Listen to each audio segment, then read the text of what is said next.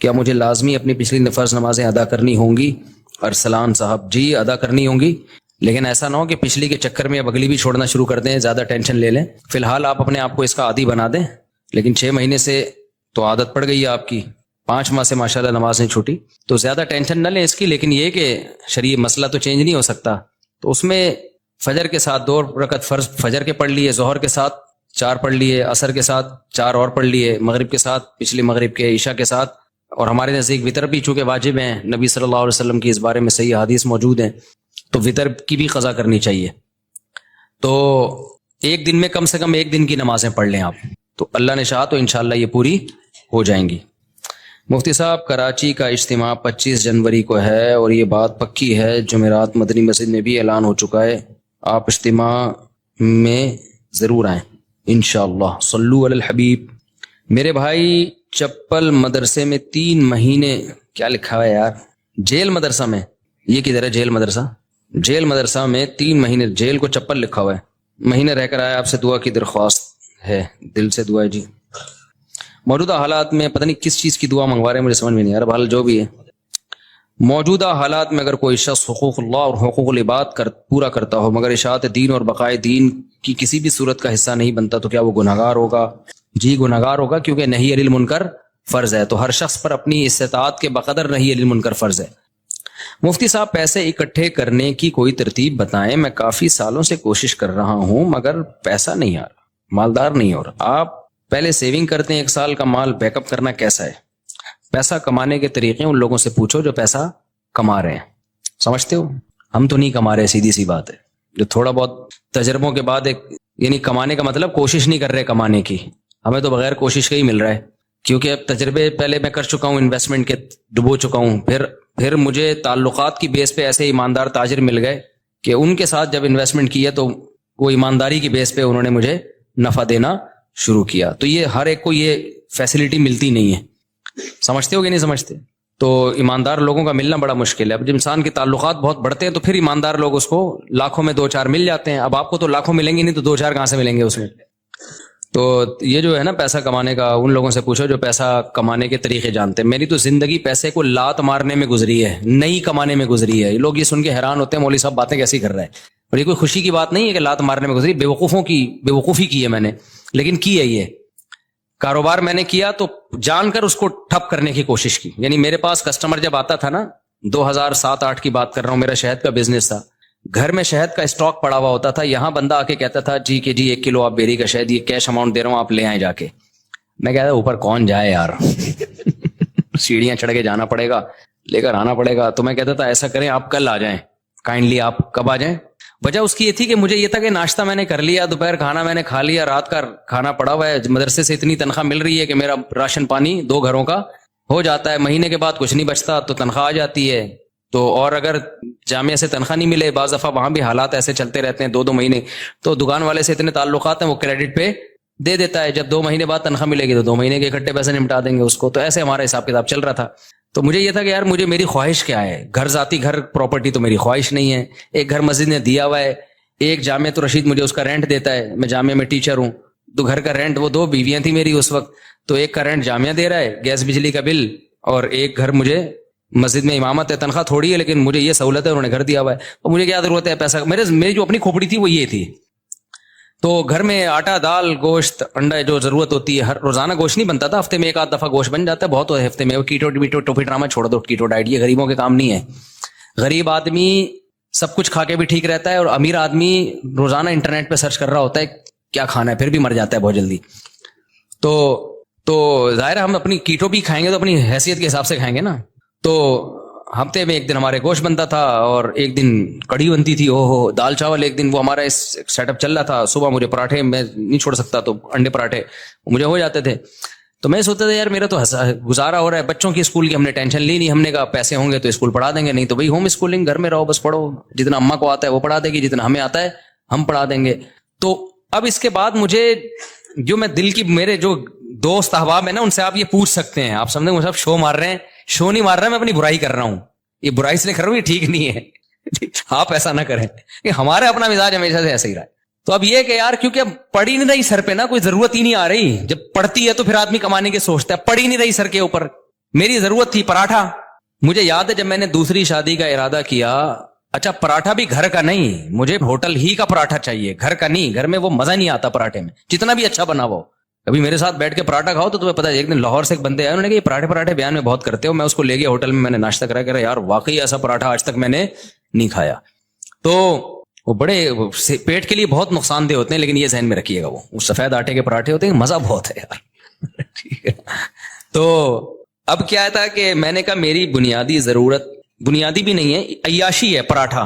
बुनियादी जरूरत तो नाश्ता है ही नहीं, 2 टाइम की रोटी है, नाश्ता तो आपकी ग्रेवी है। तो मैं ये सोचता था कि यार मेरे पास तो घर बनाने के पैसे नहीं है, अल्लाह ने 2 घर मुझे फ्री फोकट के दिए हुए हैं। एक का किराया वो इदारा दे रहा है जहां मैं टीचर हूं, और एक मुझे मस्जिद में इमामत की वजह से इमाम होने की हैसियत से मिला हुआ है। अबे मैं तो करोड़ अरबपति आदमी हूं, लोगों के पास एक एक घर नहीं है, मेरे पास 2 घर। अल्लाह की कसम दिल में ये कैफियत, ये ऊपर ऊपर से नहीं कह रहा। और लोग रोते हुए आ रहे होते थे, मैं जाती घर नहीं बना सका और मेरे पास ये नहीं है। मैं कहता इसको देखो पागल आदमी। मुझे उस पर तरस इस पे नहीं आता था जाती घर नहीं है, मुझे इस पे आता था ये बीवी बेचारे की एक ही है, मैं अय्याशी कर रहा हूं, मेरी बीवियां कितनी हैं, 2 हैं। तो रेंट के घर थे हमारे, रिश्ते भी हम बेचते थे। तो कि भाई तीसरी शादी के लिए पैगाम भेजा, कहाँ रखोगे भाई, वो दूसरी को आमादा कर लिया कि तीसरी को अपने साथ रख ले। उन्होंने कहा भाई आजकल कोई नहीं रहता। इस बेस पे मेरी बहुत दिनों तक शादी नहीं हुई। फिर एक दफा हो भी गई थी, एक दफा हुई थी तो तभी हुई ना, फिर 3 वो उसी अय्याम में हुई है, उन्हीं गुर्बत के अय्याम में। तो अल्हम्दुलिल्लाह उस वक्त मुझे कहीं इतना सी भी फीलिंग नहीं हुई है कि मैं गरीब हूं। अल्लाह की कसम मेरी ये कैफियत थी, मेरे से बड़ा सेठ शायद दुनिया में कोई भी नहीं। वजह उसकी ये थी, मैं सोचता था कि एक होती है जरूरत, अल्लाह मेरी सिर्फ जरूरत पूरी नहीं कर रहा बल्कि मुझे जरूरत से कई गुना ज्यादा दे रहा है। ये जो पराठे मैं सुबह अंडे के साथ फोड़ रहा हूं, ये मेरी जरूरत बोलो। तो मैं तो 3 टाइम का खाना खा रहा हूं यार, गोश्त हफ्ते में 1 दिन खा रहे हैं तो क्या हुआ। दाल चावल और भिंडी का जो मजा है, खुदा की कसम भूख लग रही हो, भिंडी ऐसे फोड़ता है आदमी, मैं तो मजे ले लेके खाना खाता हूं। भूख लग रही हो, अभी मुझे लग रही है भूख, बाकी मुझे सख्त भूख लग, मैंने दोपहर खाना नहीं खाया इसलिए भूख लग रही है, सुबह का नाश्ता किया हुआ है। तो अब मैंने सब घरों में फोन घुमाया क्या पका हुआ है, ये सहूलत है, तुम गरीब हो। अब मेरा तुम्हें गालियां देने का दिल चाह रहा है। हमने फोकस किया शादियों को, जो नेचुरल है। तुम फोकस करते हो बहरिया टाउन को, गाड़ियों को, ये नेचुरल थोड़ी है यार। जो नेचुरल लज्जतें हैं वो तो बीवी और बच्चों में है।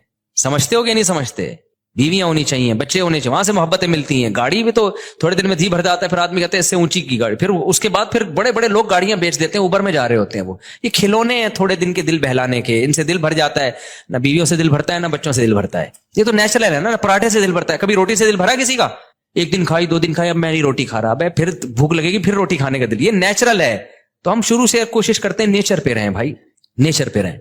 तो ये तो बचकाना बातें हैं, गाड़ी बंगला बहरिया टाउन, पैसा बहुत दे दिया तो बना लो, नहीं है तो ये कोई थोड़ी फजूल चीजें यार। दीवारों ईंटों से, मैंने तो अपनी जिंदगी में ऐसे ऐसे लोगों को देखा, अरबों रुपए लगा के उन्होंने शीश महल बनाया, इतना बेहतरीन घर, खुदा की कसम रहना नसीब नहीं हुआ। जिस दिन घर तैयार हुआ हार्ट अटैक हुआ, मर गए।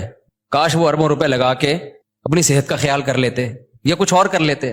तो वो बच्चे भी फिर वो फ्री फोकट के पैसा ना बेच बाच के खा रहे होते हैं, अय्याशियों में उड़ा रहे होते हैं। तो इसलिए अभी जो है वो मैंने घरों में फोन घुमाया तो शलजम और जो है गोश्त का शोरबा कहीं नहीं पका हुआ था। तो गार्डों से मैंने पूछा तुम लोगों ने क्या पकाया, उन्होंने कहा शलजम गोश्त। मैंने कहा हम आपके साथ खाना खाएंगे आज। शलजम गोश्त शोरबे वाला ताजा, सब मजा आता है यार। बड़े गोश्त में ना शलजम डाल दो, सब्जी डाल के पकाओ, बड़ा मजा। तो इतनी खुदा की कसम ये लजीज नेमतें अल्लाह, भूख लग रही हो, अचार हो, दाल चावल हो, कड़ी पत्ते वाली, आपको लग नहीं रही ना, इसलिए आपको मजा नहीं आ रहा। अभी समोसे खा के बैठे होगे आप चाय के साथ। जिसको भूख लग रही हो ना उसको ही मेरी बातों को वो एंजॉय करेगा। मुझे चूंकि लग रही है, बातों में मजा आता है। ये नेचुरल लज्जतें हैं जिनको ये मिल रही है, बस वो अय्याशियों में है भाई। क्या करना है ऐसी दौलत का, ना कुछ खा सकता है ना। अक्सर मालदार हमने देखे हैं, एक आध बच्चा उनका, वही बच्चा खराब निकला, वही टेंशन दे रहा है, जिंदगी अजाब बन गई उनकी। शुरू में पैसे से बर्गर इतने खा लिए कि अब कुछ खाने के काबिल नहीं बचे, इतना वजन बढ़ गया उनका, खा ही नहीं सकते, पराठे का नाम सुन के बेहोश हो जाते हैं वो। तो सबसे बड़ी नेमत सेहत है, बीवी बच्चे हैं और सर छुपाने के लिए जगह मिल जाए, बेशक वो किराए ही की क्यों ना हो। तो मैं कहता यार लोगों के पास एक जगह, मेरे पास कितनी है, हालांकि मेरा इनमें से एक भी नहीं। मस्जिद वाले जब इमामत से निकाले तो घर भी गया, क्या ख्याल है।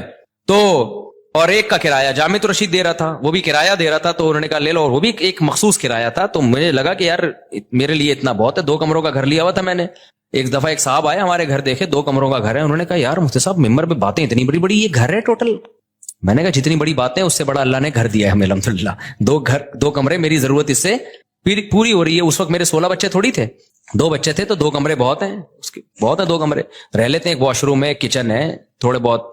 بس ایک چیز کی مجھے ٹینشن تھی, دھوپ نہیں ہے اس میں, ہوا بھی تھی, دھوپ نہیں ہے, تو وہ ایک ٹینشن تھی. تو میں کہتا تھا یار اللہ نے ساری عیاشیاں دی ہوئی ہیں, تو ایک تھوڑی سی اگر ٹینشن دے دی تو کیا ہے, دھوپ کا انتظام نہیں ہے, کیونکہ سن لائٹ میرے لیے, میں نہیں بغیر دھوپ کے بغیر گزارا ہوتا. تو پھر وہ یہ بڑی ایک ٹینشن ہوتی ہے انسان کو. خیر, تو میں جب دوسری کی سوچ رہا تھا نا, تو میں ناشتے نہیں مجھ سے چھوٹ رہے تھے ہوٹل کے جو خاص قسم کا پراٹھا. تو مجھے یاد ہے میں نے اپنے دوست کے ساتھ پلاننگ کی, یار میں اب دوسری شادی کر رہا ہوں, میرا خرچہ بڑھے گا, مجھے یہ ہوٹل کا پراٹھا چھوڑنا پڑے گا. آپ اندازہ لگا رہے ہو غربت کا. لیکن میں غریب نہ اس وقت سمجھتا تھا نہ اب, اور حقیقت ہے ہم کہاں سے غریب ہیں بھائی. میں نے کہا یار یہ مجھے قربانی دینی پڑے گی, کیونکہ اب میرے خرچے ڈبل ہو جائیں گے. تو مجھے اب یہاں سے کیا کرنا ہے, یہ عیاشی جو ہے نا, عیاشی پٹھان ہوٹل کے جا کے پراٹھے پھوڑ رہے, یہ عیاشی مجھے چھوڑنی پڑے گی. لیکن اللہ کی قدرت ایسی ہوئی کہ وہ بھی نہیں چھوڑنی پڑی. آپ جیسے جیسے شادی کرتے ہیں, بچے ہوتے ہیں, آپ کی سورس آف انکم بڑھتی چلی جاتی ہے, کم نہیں ہوتی ہے, تو کم ہوتی نہیں ہے کسی قیمت. اب میری سورس آف انکم پھر کہاں سے, آسمان سے پیسے برسنا شروع ہوئے. میرے ساتھ ایسے ایسے معاملات ہوئے ہیں کہ میں تو بتا رہا ہوں نا, کاروبار شروع کیا تو یہ بزنس ہو رہا تھا میرا, میں بیٹھا ہوا ہوں جی شہد چاہیے, ابے اوپر کون جائے گا شہد لینے, کیوں میری ضرورتیں پوری ہو رہی ہیں, مجھے لگ رہا ہے یہ بزنس کیا ہے, غریبی ہے. اگلے دن آ رہے ہیں انکل بھائی اب تو لے آؤ, پھر اگلے دن گیا میں شہد لایا, چلو یار لے لو بھائی. اس طرح سے ہمارا شہد بک رہا ہے, اس سے جو پروفٹ ہو رہا ہے وہ بھی اتنا ہونا شروع ہو گیا. لیکن اتنا نہیں ہوا کہ کسی کے بزنس میں جو باقاعدہ. تو مجھے پھر اب تو چونکہ میرے مالی حالات اور اچھے ہو گئے الحمدللہ, تو پھر مجھے لگا کہ یار اچھا, پھر میں نے نکاح جب رجسٹریشن, میں نکاح فری میں پڑھاتا تھا, پیسے نہیں لیتا تھا, مجھے عجیب سا لگتا تھا نکاح پڑھا رہے آدمی پیسے لے رہا ہے اس کے. لیکن کیا ہوا 4-6 دفعہ مجھے اندازہ ہوا کہ بھائی یہ نکاح نامہ بیٹھ کے فل کرتے رہو, نادرا سے وہ لوگ بھی پیسے مانگتے ہیں, نادرا سے رجسٹریشن کرواؤ اس کی, اچھا خاصا ٹینشن والا کام ہے. یا تو میں پابندی لگا دوں, میں کسی کا نکاح نہیں پڑھاؤں گا, یا مجھے کوئی بندہ رکھنا پڑے گا. پھر میں نے بندہ رکھا کیونکہ میرے پاس بہت زیادہ لوگ آ رہے تھے نکاح پڑھوانے کے لیے. اچھا, اس کام کے لیے مجھے نکاح رجسٹرار بننا تھا.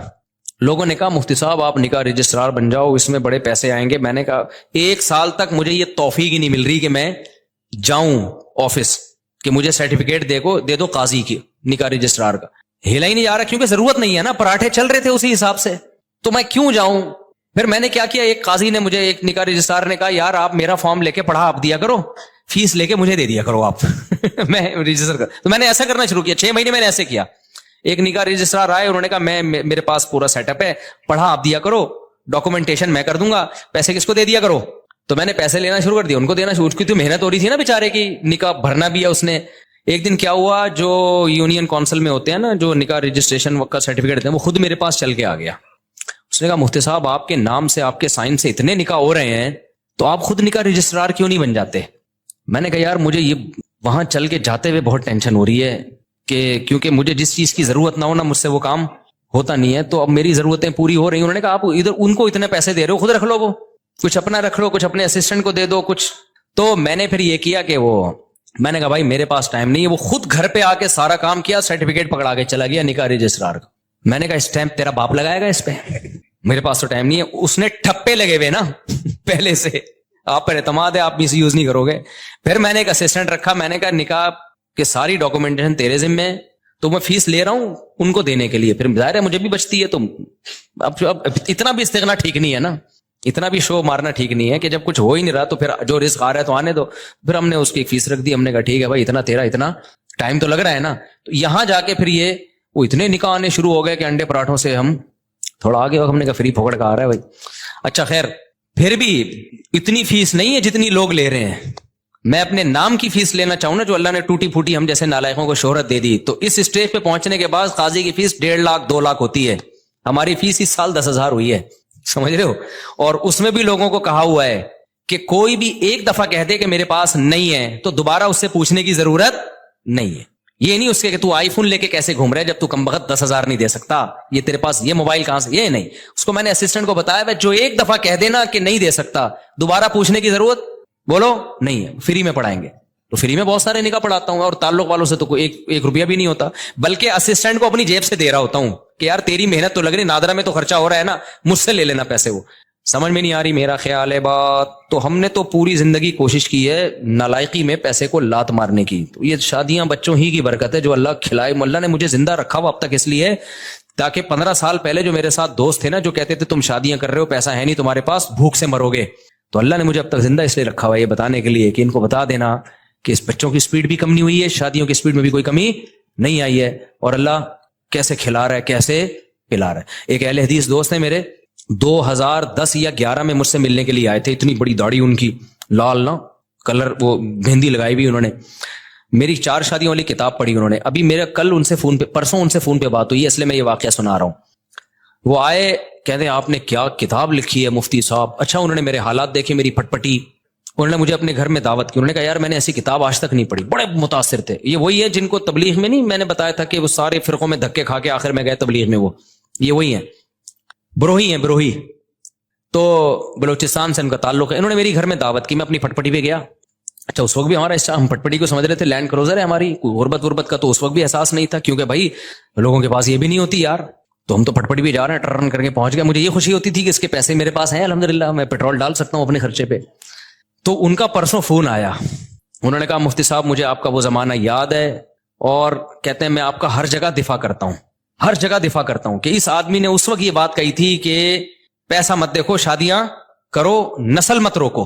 कह रहे अब लोग ना आपकी रीवो पे एतराज करते हैं, ये मुफ्ती रीवो में घूम रहा है, ये मुफ्ती अमेरिका जा रहा है, ये मुफ्ती जापान जा रहा है, ये मुफ्ती स्विट्जरलैंड जा रहा है, ये मुफ्ती ये वो। भाई जब जाहिर है नोट आएंगे तो शादियां तो होंगी। कह रहा है मैं हर एक के साथ सामने दिफा करता हूं कि मैं इस मुफ्ती को जितना जानता हूं आप लोग नहीं जानते। इस मुफ्ती के पास बच्चे पहले आए हैं, बीवियां पहले आई हैं, रीवो, और अभी तक ये रीवो मेरी नहीं है, किराए पे है। अच्छा, ये मैं वैसे ही राज की बात बता दूं, लेकिन हम इसको क्या समझते हैं, ये बैंक से लिए तो रेंट देना पड़ता है ना। तो लेकिन भाई हमें इससे क्या, मेरी है या रेंट किया है, तो स्टीयरिंग किसके कंट्रोल में है, मेरे कंट्रोल, मेरी है बस। किराए का घर है, अगर चाबी उसकी मेरे पास है तो किसका घर है वो, मालिक मकान मेरी परमिशन के बगैर नहीं घुस सकता घर में। आए ना अगर बोलोगे तो क्यों आ रहा है भाई तू, मेरा घर है। तो इतना काफी है मेरा होने के लिए, इससे ज्यादा की हवस मत करो। फिर बहुत पैसा अल्लाह ने दे दिया तो ठीक है। अब मुझे गार्डनिंग का बहुत शौक था, मेरे पास तो जमीन ही नहीं थी सब्जियां उगाने के लिए। तो अब एक है तो गवर्नमेंट की जमीन ही है, लेकिन किसी काम की नहीं है, तो हमने यहाँ पौधे लगाना शुरू कर दिए। जब तक कोई छेड़ नहीं रहा तो हम अपनी समझ रहे हैं। अभी मैंने उसका व्लॉग भी बनाया है, लोग समझ रहे हैं मुस्ताफ के पास बड़ा एरिया जबरदस्त, हालांकि वो गवर्नमेंट की जमीन है।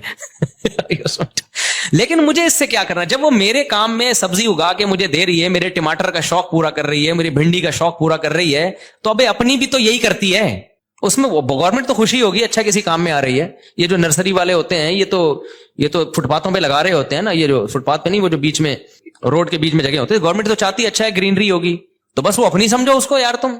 तो मुझे क्या करना है कि कागज में मेरे नाम हो। भाई जो चीज मेरे इस्तेमाल में है वो किसकी है। आपने पराठा अपने खर्चों से खरीद के मुझे उसमें शरीक कर लिया, तो ये पराठा किसका है, मेरा है, मजा वही आएगा उसमें। अब मैं कि ये मैंने चूंकि अपने पैसों से नहीं खरीदा, अबे तू बेवकूफ आदमी है, तू किसी और के पैसों से अगर तू तुझे पराठा खिला रहा है और तेरा दोस्त है, कोई भिखारी बन के नहीं खिला रहा, कोई ऐसा नहीं को बाद में तुझे ताने दे रहा हो, तो तुम्हें तो निवाला पेट में जा रहा है ना, तुम्हारी तो बुनियादी जरूरतें पूरी हो रही हैं। अब तुम्हारे खर्चे पे हो, किसी और के खर्चे पे हो, तुम्हें आम खाने से मतलब है, तुम्हें पेड़ गिनने से मतलब नहीं होना चाहिए। तो मेरे रब के मुझ पर एहसानात हैं, जब मैं पैदा हुआ तो मुझे माँ भी मिली मोहब्बत वाली, बाप भी मिला मोहब्बत वाला, बहन भाई की नेमत मिली, अब्बा अम्मा खिलाते रहे, उस वक्त मेरे खर्चे पे नहीं अब्बा के खर्चे पे हम खाते रहे, हमें खाने से मतलब था। अल्लाह ने हमें घर की छत भी दी, अब्बा के घर था वो, मेरा घर नहीं था, तो मुझे इससे क्या गरज कि मुझे तो घर मिल गया ना जो मेरी जरूरत है। फिर जब हमारी शादी हुई, दूसरी जब हुई, तो धक्के मार के घर से निकालने की कोशिश से पहले ही हम निकल गए, अल्हम्दुलिल्लाह, हमें पता था निकाल दिया जाएगा, लेकिन हम पहले ही निकल गए। तो लेकिन निकाला नहीं है, दूसरी ज्यादा बातें नहीं जा सकती। खैर, तो अब कुछ बातें आने में घर वाले भी सुन रहे होते हैं, वो भाई क्या बातें कर रहे हैं। अच्छा खैर, तो फिर मुझे एक घर किराए पे मिल गया, तो मेरी तो छत, मुझे वही छत मिल गई अल्हम्दुलिल्लाह, पराठे उसी तरह से चलते रहे, खाना पीना चलता रहा, अब तक भी चल रहा है। तो मैंने इसलिए कारोबार को बदतमीजी के साथ कारोबार किया कि कुछ जरूरत ही नहीं पड़ रही यार, कोई मुसीबत पड़े ना, भूख लग रही है, मर रहे हैं, तो फिर आदमी इखलास से करता है। तो हमारी महीने के एंड के बाद नहीं, मुझे अगले महीने की पहली तारीख को मेरे साथ क्या होगा ये मुझे नहीं पता होता था। तो अब ऐसे आदमी के पास अगर पैसा आए तो उसका तो दिमाग खराब हो जाएगा कि नहीं हो जाएगा, जो उस जमाने को बादशाहत वाला जमाना समझ रहा हो। तो मेरे पास तो अगर रीवो आ गई, तो मैं तो कह रहा हूं यार, मैं तो फटफटी को समझता था क्या ये जो नहीं होती دھکے والی پٹپٹی. پھر ہمارے پاس جب پیسہ آیا تو ہم نے پھر وہ GTO 110 بھی خریدی. ایسا نہیں ہے کہ وہ پٹپٹی بھی گھومتے رہے. تو جب یہ تو پھر تو اس لیے ہم لوگوں کے مسائل غربت نہیں ہے، ناشکری ہے. آپ نے ایک فرض کیا ہوا ہے کہ میں نے اس لیول تک جانا ہے. میں نے ابے کیوں فرض کر کے بیٹھا ہوا ہے؟ تو محنت ضرور کر. اللہ دے دے ٹھیک ہے، نہیں دے تو جو ہے اس پہ سمجھو کہ بہت دیا اللہ نے ہمیں. اور اس سے انسان کی صحت اچھی ہوتی ہے، خوش رہتا ہے تو اور اچھی ہو جاتی ہے صحت، ہر چیز کو انجوائے کرتا ہے. اور جو آدمی بیچارہ دولت کی ٹینشن لے کے بیٹھا، وہ کمبخت دولت بھی اس کے کام کی نہیں ہوتی، اس کو ہر وقت ٹینشنیں کھائی جا رہی ہوتی ہیں. تو خوش رہنا سیکھو بھائی. خوش وہی رہے گا جو کہے گا میرے پاس میری حیثیت سے زیادہ اللہ نے مجھے دیا ہے. جو یہ جس کے دماغ میں کانسیپٹ آ گیا نا، تو وہ خوش رہے گا. اور جو یہ سمجھنے لگا کہ میری ضرورت اتنی ہے، اللہ دے کم رہا ہے مجھے، تو پھر ٹینشن میں جاؤ گے. تو پراپرٹی کو ٹینشن نہ بناؤ، ذاتی گاڑی کو ٹینشن. بولو پیسہ کمانا نہ چھوڑ دو، پہلے ہی مرے ہوئے لوگ ہیں اور مر جائیں گے. ایسا نہ ہو میری موٹیویشن سے آپ سمجھے پیسہ غریب لوگ ہیں، ملک کا بیڑا غرق ہو رہا ہے. لوگوں کے پاس پیسہ آئے گا تو ملک کو بھی فائدہ ہوگا. پیسہ کوشش کرو ڈالر میں کماؤ. پاکستانی کرنسی میں پیسہ کمانے کا زکات دینی چاہیے ایسے آدمی کو جو یعنی کرنسی میں پیسہ کما رہا ہے. تو پیسہ کماؤ ڈالر میں. ہم تو لوگوں کو ترغیب دیتے ہیں باہر سے پیسہ لے کر آؤ. تبھی میں لوگوں کو کہتا ہوں یوٹیوب چینل بناؤ، ولاگنگ کرو، کچھ بھی کرو. ابھی تو میرا ایونٹ تو اسلام آباد میں یہی تو ترغیب دینے کے لیے تھا کہ یہ جو یوٹیوب ہے نا، بہترین جو یوٹیوب کی ارننگ کے جو حرام ہونے کے لوگ کہتے ہیں نا حرام ہے، اس پہ تو میں کئی دفعہ دلائل دے چکا ہوں. لوگ کہتے ہیں احتیاط والے پہلو پر عمل کریں اگر حلال حرام میں بہتر. بھائی احتیاط والے پہلو پر اگر آپ عمل کر رہے ہو تو دوسری احتیاط چھوٹ رہی ہے. اب یہ جو یوٹیوب ہے، سوشل میڈیا ہے، یہ ریمیڈنس لانے کا ایک بہت بڑا ذریعہ ہے. اگر آپ اسی کو حرام قرار دے دیا، ایک تو خالص حرام ہے، وہ تو کبھی بھی حلال نہیں ہو سکتا. لیکن اگر گنجائش کا پہلو نکل رہا ہے تو لوگوں کو دینا چاہیے. اس لیے کہ ریمیڈنس جتنا زیادہ ملک میں ابھی آئے گا وہ یوٹیوب فیس بک کے ذریعے آئے گا. جتنا اس کے ذریعے آ رہا ہے کسی اور ذریعے سے نہیں آ رہا. اس سے آپ کا ملک تھوڑا سا تو اسٹیبل ہوگا نا، آپ کا کنٹری. اس پہ لوگ ہمیں کہتے ہیں اصل میں اپنے چینل ہے نا اس لیے یوٹیوب کی ارننگ حلال ہے. جب ہمارا چینل نہیں تھا تب ہم نے یوٹیوب کی ارننگ کو حلال ہونے کا فتویٰ دیا تھا 2014 میں. اس وقت ہمیں پتہ ہی نہیں تھا یوٹیوب چینل ہوتا کیا ہے. پتہ تو اب بھی نہیں ہے کیونکہ ابھی بھی ہمارا چینل کسی اور نے بنایا ہے. لیکن اس وقت تو پتہ ہی نہیں تھا کہ اس میں کوئی سورس آف انکم بھی ہے، کچھ بھی نہیں پتا تھا اس بارے میں. تو اس وقت ہم نے جائز ہونے کا فتویٰ اسی وجہ سے دیا تھا کہ بھائی اس میں دونوں پہلو نکل رہے ہیں، لیکن جائز ہونے والے پہلو کو ترجیح دی جائے گی. کیونکہ اصل جو یوٹیوب سے آپ کو ارننگ ملتی ہے وہ پروڈکٹ کو پروموٹ کرنے کی ملتی ہے. اس میں جو لڑکیاں آ رہی ہیں وہ ایک اضافی چیز ہے، پیسے اس کے نہیں مل رہے. جیسے موبائل کی دکان پہ آپ لڑکی کو بٹھا دو تو بٹھانا غلط کام ہے. آپ نے اگر خود بٹھایا ہو، کسی اور نے بٹھایا تو وہ آپ کو گنا بھی نہیں ملے گا اس کا. تو یوٹیوب ہمارے مشورے سے تھوڑی لا رہا ہوتا ہے وہ اشتہار میں لڑکیوں کو. تو آپ نے اگر موبائل کی دکان پہ لڑکی بٹھا دی ہے تو لڑکی بٹھانا غلط عمل ہے، لیکن اس سے آپ کی ارننگ تھوڑی حرام ہو جائے گی کیونکہ لڑکی دیکھنے کے پیسے تھوڑی لوگ دے رہے ہیں نا. آپ کو نہیں آ رہی سمجھ میں میرا خیال ہے. اب دیکھو آج کل لوگ کیا بڑی غیر اخلاقی حرکت کر رہے ہیں کہ ان کی دکان چل نہیں رہی ہوتی تو کسی حسینہ کو لا کے بٹھا دیتے ہیں موبائل شاپ پہ. آپ کو پتا ہے قوم ٹھرکی ہے، شادیاں وادیاں تو کرتی نہیں ہے، تو کہیں سے بھی ان کو اسمیل آ جائے نا کسی لڑکی کی تو وہاں پہنچ جاتے ہیں. وہاں بیٹھو داڑھی مونچھوں والا عجیب سا بغلیں بال بڑے ہوئے اس کے وہ بیٹھا ہوا ہے وہاں پہ، اور ایک میں کوئی حسینہ بیٹھی ہوئی ہے موبائل بیچ رہی ہے. تو کراؤڈ کدھر، ٹھرکیوں کا کراؤڈ کدھر جاتا ہے؟ کہتے ہیں چلو موبائل ملا نہ ملا اس بہانے کسی انٹی سے بات کا موقع مل جائے گا، تو وہاں چلے جاتے ہیں. موبائل بھی اس بہانے بک جاتا ہے. تو یہ غیر اخلاقی حرکت ہے نا. لیکن کوئی مفتی یہ نہیں کہے گا کہ وہ جو موبائل فروخت ہوا ہے اس کی ارننگ حرام ہو گئی ہے، اس لیے کہ ارننگ اس لڑکی سے بات چیت یا بدنظری کی نہیں ہے. اس کو جو پیسے مل رہے ہیں وہ اس موبائل کے عوض میں پیسے مل رہے ہیں. تو یہ عمل غلط ہے کہ آپ لوگوں کو غلط طریقے سے کھینچ کے لا رہے ہو، لیکن اس سے ارننگ حرام نہیں ہوگی. اور یہ بھی عمل جب غلط ہے جب آپ نے کیا ہو. تو یوٹیوب پہ جو مونیٹائزیشن کے بعد آپ کو پیسے ملتے ہیں وہ کمپنیوں کی پروڈکٹ کو پروموٹ کرنے کے پیسے ملتے ہیں. وہ پروموٹ کرنے کے لیے لڑکیوں کو بھی بیچ میں گھسیڑ دیتے ہیں وہ. تو یہ غلط کر رہے ہیں. لیکن یہ آپ غلط نہیں کر رہے، یہ کون غلط کر رہا ہے؟ یہ گوگل غلط کر رہا ہے. تو گوگل ہمارے پاس ہوتا تو ہم نہیں کرنے دیتے اس کو. تو یہ آپ کے اختیار میں تھوڑی ہے. اس کی مثال ہے آپ نے کرائے پہ کسی کو دکان دے دی موبائل بیچنے کے لیے. آپ نے کہا بھائی مجھے اتنا رینٹ چاہیے، اس نے لڑکی لے جا کے بٹھا دی. لوگ کہیں گے آپ کی دکان میں لڑکیاں بیٹھی ہوئی ہیں، آپ کہیں گے بھائی یہ میرے اختیار میں نہیں ہے، یہ میں نے کسی کو رینٹ پہ دی بھی ہے، اور میں نے شراب کی دکان نہیں کھولی، اس پہ شراب بیچنے کی اجازت نہیں ہے. اب وہ بیٹھا ہے، یہ اس کو سمجھاؤ، تبلیغ میں سیروزہ لگواؤ اس کا تاکہ وہ یہ کام نہ کرے. تو یہاں بھی ایسا ہی ہو رہا ہے. اس لیے مفتی کا کام ہوتا ہے، جو مفتیان کرام ہوتے ہیں ہر پہلو سے فتویٰ دو. ہمارے پاس 2013-14 میں یہ یوٹیوب کی مونیٹائزیشن کے سوالات آئے تھے. اس وقت علماء کا پینل بیٹھا تھا پوری ڈیٹیل کے. اس وقت ہمارا کوئی چینل نہیں تھا، نہ ہمارا ارادہ تھا.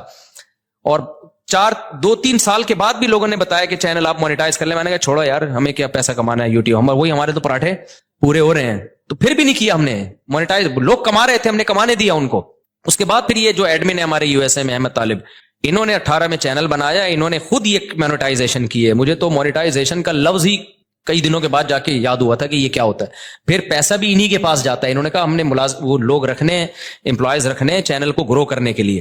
تو اگر پھر بھی میں نے بھی بنایا ہو تو اس میں یہ الزام کہ چونکہ اپنے چینل مونیٹائز ہوئے ہوئے اس چکر میں انہوں نے مفتیوں نے حلال ہونے کا فتویٰ دیا, تو یہ بدگمانی ہے.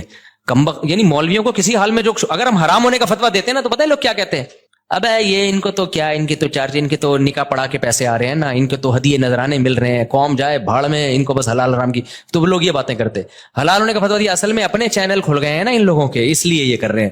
تو وہی ہے ملامتی فرقہ ہے مولوی تو کسی حال میں. اور کچھ مولوی ایسے ہوتے بھی ہیں, 2 نمبر بھی ہوتے ہیں, لیکن ہمارے ہاں جو فتویٰ دیا گیا ہے وہ اس کسی لالچ کی بیس پہ نہیں دیا گیا. اور میں اور مزید آپ کو ایک احتیاط, ہم نے فتویٰ دیا اس کی مونیٹائزیشن کے جواز کا, لیکن جب ہمارے ایڈمن احمد بھائی نے میرے چینل کو مونیٹائز کیا ہے نا, تو میں نے کہا اس میں میں دوسرے علماء سے بھی فتویٰ لوں گا, اپنے بارے میں میں اور احتیاط کروں گا.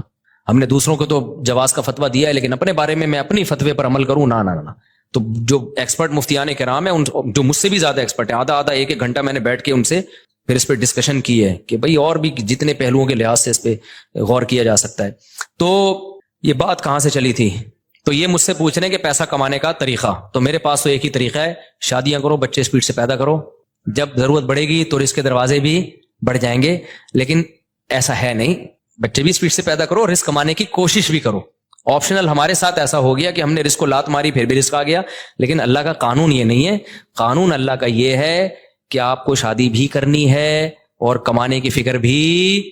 میرے ساتھ شاید اس لیے بھی ہو گیا ہو کہ ہم تو دین کی خدمت کے لیے میں نے وقف کیا اپنے آپ کو کہ یار ہم ساری زندگی دین کی خدمت کریں گے, تو شاید اللہ کی کوئی رحمت ہو گئی ہو کہ چلو یار ایک بندہ دین کی خدمت میں لگا ہوا ہے, اور عبرت کا نشان نہ بن جائے کہیں 4 شادیوں کے بعد سارا فلسفہ ہی دفن ہو جائے شاید. اور یہ بھی ڈھیل بھی ہو سکتی ہے اللہ کی طرف سے, استدراج بھی, کہ اللہ تعالیٰ میرے کسی عمل سے ناخوش ہوں, اللہ بچائے ایسی بات سے. لیکن بہرحال اللہ کہ ٹھیک ہے ابھی کھا لے بیٹا, تجھے پکڑوں گا میں, اللہ بچا کے, یہ بھی ڈر لگتا ہے ہمیں.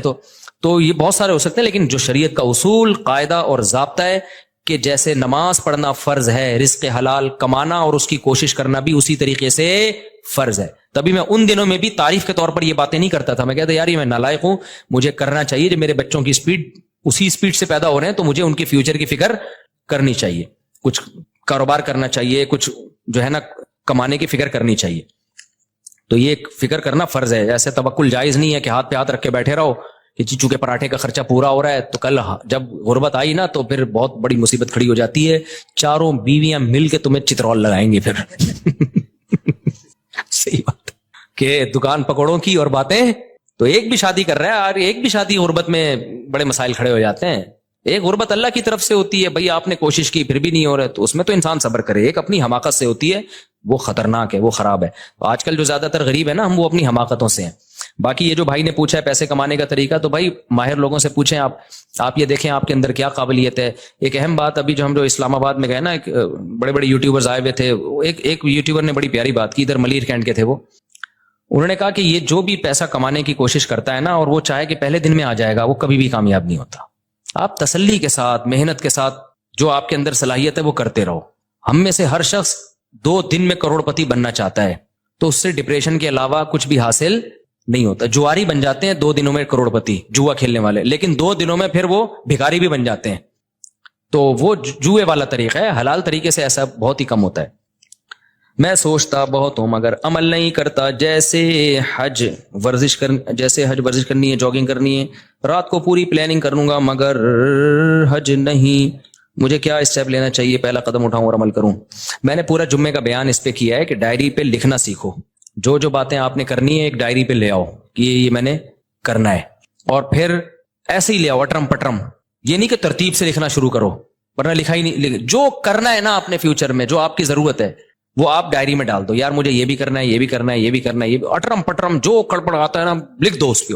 پھر یہ ایک دن میں نہیں ہو جائے گی پلاننگ, ذہن میں رکھنا. ہو سکتا آدھا گھنٹہ 1 گھنٹہ آپ کو جو آپ کے دماغ میں وہ ڈائری میں لکھنے میں ہی لگ جائے, اور کوئی پلاننگ نہ ہو تو کوئی بات نہیں, کل اس سے آگے سے شروع کر لینا. سمجھ رہے ہو؟ پھر آپ نے کیا کرنا ہے, ان میں کون سے کام پہلے کرنے ہیں, کون سے, یہ تو پورا ٹائم مینجمنٹ کی ایک ورکشاپ ہوتی ہے, وہ ٹائم لینڈر والے کرواتے ہیں. وہ یمین الدین نام ہے نا, سلیمان احمد صاحب کے آج کل جو, وہ بڑی زبردست ورکشاپ کرواتے ہیں, اس کو اٹینڈ کر لیں ایک دفعہ. یمین الدین انٹرنیٹ پہ سرچ کریں گے آ جائے گی. وہ بہت خاندانی ورکشاپ کرواتے ہیں. سلیمان احمد صاحب کروا رہے ہیں, آج کل نہیں کروا رہے مجھے نہیں پتا. ٹائم لینڈر لکھیں گے نا اس پہ, LENDER, تو وہ یوٹیوب پہ ان کے ورکشاپ کرواتے ہیں. اس کا خلاصہ یہی ہے کہ آپ ڈائریوں میں چیزیں اتاریں اور دماغ میں نہ رکھیں. پھر آپ کہیں کہ یار ورزش شروع کرنی ہے, کیوں نہیں ہو رہی ہے, کب تک چھپو گے پیڑوں کی آڑ میں, کبھی تو ملو گے لنڈا بازار میں. اسی طرح اگر زندگی گزری تو ایک دن مر جاؤ گے, کولیسٹرول اتنا بڑھ جائے گا, ڈاکٹر کہیں گے اب آپ بھاگے نا تو آپ کے گھٹنے خراب ہو جائیں گے, اتنا وزن بڑھ جائے گا, تو اس سے پہلے بھاگ لو. تو پھر آپ کہیں کہ یار یہ رکاوٹ کیا بن رہی ہے, اس کو لکھیں. رکاوٹ یہ بن رہی ہے صبح بہت سستی ہوتی ہے, صبح دل نہیں چاہ رہا ہوتا, تو چلو مغرب کے بعد شروع کر دو. صبح جو کام کر سکتے ہو وہ کر لو بھائی. صبح نہیں ہو رہی نا, فائدے مند تو صبح ہی ہے. نہیں ہو رہی تو جب ہو رہی ہے اس ٹائم پہ کر لو یار. مغرب یا عصر کے بعد مجھے سستی نہیں ہوتی, عصر کے بعد کر لوں گا. اچھا, شیطان پھر یہاں آ کے کہتا ہے عصر کے بعد بھی, کیونکہ پوستی پناہ ماشاءاللہ پاکستانی قوم آپ کو پتا ہے, آپ نے ڈائری میں لکھ دیا بھائی صبح ہمت نہیں ہوتی, عصر کے بعد کروں گا میں, یہ آسان ہے میرے لیے. عصر کے بعد بھی نہیں ہوگی, مجھے پتا ہے عصر کے بعد بھی نہیں ہوگی. پھر آپ عصر کے بعد کہو گے اس سے بہتر ہے ایک سموسا کھا لو, چائے پی لو. تو آپ پلاننگ یہ کرو کہ یار عصر کے بعد بھی نہیں ہوئی, وجہ کیا ہے؟ وجہ یہ کہ ابے سوچو آپ جا کے دوڑو گے پارک میں, تو یار ایسا کرو, دوڑیں گے نہیں, پارک میں واکنگ کر لوں گا میں 15 منٹ, یہ تو ہو جائے گا نا. تو یہ لکھ دو کل واکنگ کروں گا, خالی جاگنگ کے تصور سے روح کانپ رہی ہے. تو آپ پھر کیا ہوگا پتا ہے, پھر آپ ابے 20 منٹ کون واکنگ کرے گا یار, اس سے بہتر ہے وہ جو میرا دوست آیا ہوا ہے اس کے ساتھ ادھر ہی بیٹھ کے, کیونکہ وہ کون سا واکنگ کے لیے آپ کے ساتھ جائے گا. تو پھر آپ نے کیا کرنا ہے یار, 15 منٹ بھی نہیں ہو رہی نا, ایسا کرو پارک کا ایک چکر لگا کے آ جاؤں گا بس. تو جو ہو رہا ہے نا وہ کر لو. اس کا فائدہ یہ ہوگا کہ اگلے دن آپ کے اندر اس سے زیادہ کی صلاحیت پیدا, بولو میں نے 20 دفعہ تجربہ کیا ہے, میرا جاگنگ کا بالکل دل نہیں چاہ رہا ہوتا تھا, بعض دفعہ بھائی یار سستی ہو رہی ہے, جوتے پہن کے میں نے ارادہ کیا میں جاؤں گا پارک میں نا, جاگر پہن کے گیٹ کو ہاتھ لگا کے آ جاؤں گا بس. آج چونکہ ایسا ہوتا ہے بعض دفعہ موڈ ہی نہیں ہو رہا ہے یار, سستی, اور کوئی وجہ نہیں ہوتی, وہ ویسی سستی انسان کے ساتھ یہ حوال ہوتے ہیں, ہر ایک کے ساتھ ہوتے ہیں. تو میں نے تجربہ کیا ہے, شوز پہن لو بس آپ, اور بولو میں پارک کے گیٹ کو ہاتھ لگا. لیکن اب آدمی وہاں جاتا ہے تو کہتا ہے چکر لگا لو یار, کر لو بھائی, ٹھیک ہے نا. جم کبھی کبھار جانا ہوتا ہے, ہم جاتے بھی نہیں پابندی سے, لیکن جس دن اسکیجول میں ہوتا ہے کہ آج جانا ہے, بہت یہ سب کام نا نوجوانوں کے شروع کے بڑے جوش ہوتے ہیں. میں نے دیکھے بڑے لڑکے آتے ہیں جم جا رہے ہیں اور اسپیڈ بریکر بنا لیا نا بہت سارے یہاں پہ, تو 4-6 دن کے بعد پھر سستی شروع. اصل میں وہ ٹائم ہوتا ہے کہ اب آپ نے اس کام کو کنٹینیو کرنا ہے یا نہیں کرنا. تو زیادہ کے چکر میں تھوڑا مت چھوڑو, تھوڑا سا کرو گے تو آپ کو وہی موٹیویشن مل جائے گی. کئی دفعہ ایسے ہوا ہے, میں جم گیا, میں نے کہا بس ایک دفعہ نا وہ یوں پلی کھینچ کے آ جاؤں گا میں, آج ہمت نہیں ہو رہی. لیکن جب آدمی جاتا ہے تو آدمی کہتا ہے یار پراپر پوری ایکسرسائز کرو جو آپ کا معمول ہے. تو سستی کا علاج یہ ہے کہ شیطان آپ کو بیوقوف بناتا ہے کہ یہ کام بہت مشکل ہے. آپ شیطان کو ٹوپی کراؤ, آپ بولو میں کون سا پورا کام کر رہا ہوں بھائی, میں تو گیٹ کو ہاتھ لگا کے واپس آ رہا ہوں. بچپن میں گھنٹی بجا کے بھاگ جاتے تھے نا, تو پارک کی گیٹ کو ہاتھ لگا کے واپس آ جائیں گے.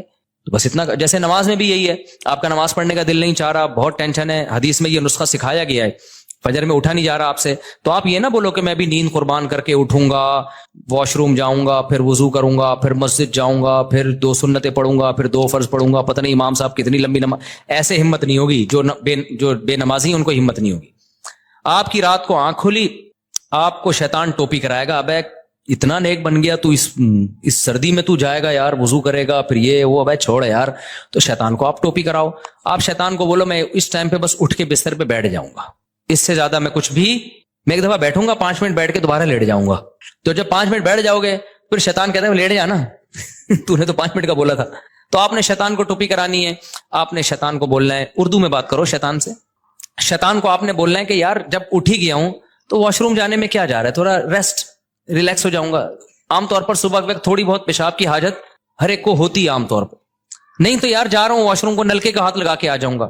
تو آپ ایک دفعہ واش روم سے فارغ ہو کے آ جاؤ. پھر شیطان کہے لیٹ جانا, تو میں لیٹ رہا ہوں, صرف وضو کروں گا, وضو کر کے لیٹ جاؤں گا بس, اور کچھ نہیں کرنا میں نے. میں آپ کو یقین سے کہوں آپ صرف وضو کرو, اس کے بعد آپ بالکل فریش. بولو گے یار وضو بھی ایک دم. شیطان مایوس ہونے لگتا ہے. شیطان بولتا ہے بھائی اتنی ٹوپیاں مجھے آج تک کسی نے نہیں کرائی ہیں, کہیں اور جا کے دال گلاؤ, یہ بندہ بہت ڈھیٹ ہے.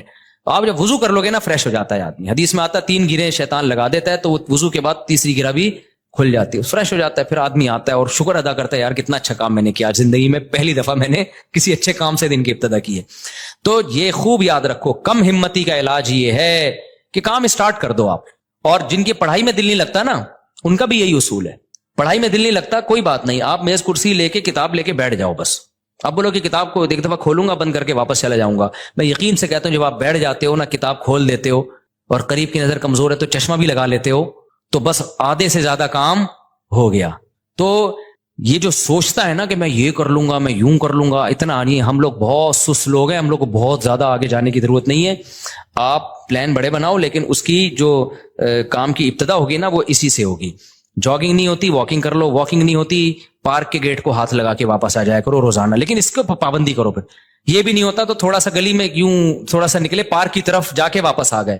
یہ بھی نہیں ہوتا تو شرم سے ڈوب کے مر جاؤ.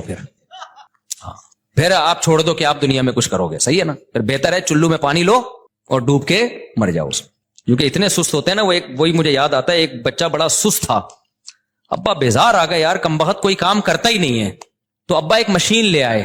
ابا نے کہا بیٹا میں نے تیرے کام آسان کر دیے, بٹن دبائے گا جو کام کہے گا وہ ہو جائے گا. بٹن دبا دیا روٹی آ جائے گی, بٹن دبا دیا کپڑے آ جائیں گے. وہ بچہ کہتا ابا بٹن کون دبائے گا, بٹن دبانے کے لیے ایک الگ مشین لے کر آؤ. تو یہ چل رہا ہے مارکیٹ میں. بس جلدی مسائل ختم کر دوں میں. مفتی صاحب سب سے پہلے السلام علیکم, ایزی پیسہ جائز کیش میں لون لینا جائز ہے یا نہیں؟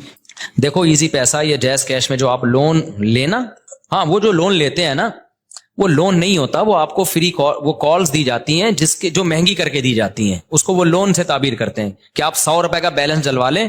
حالانکہ بیلنس نہیں آتا, 100 روپے میں جتنے کال کے یونٹ ملنے چاہیے نا, جو 80 روپے میں ملنے چاہیے وہ 100 روپے میں مہنگا کر کے دے رہے ہوتے ہیں آپ کو.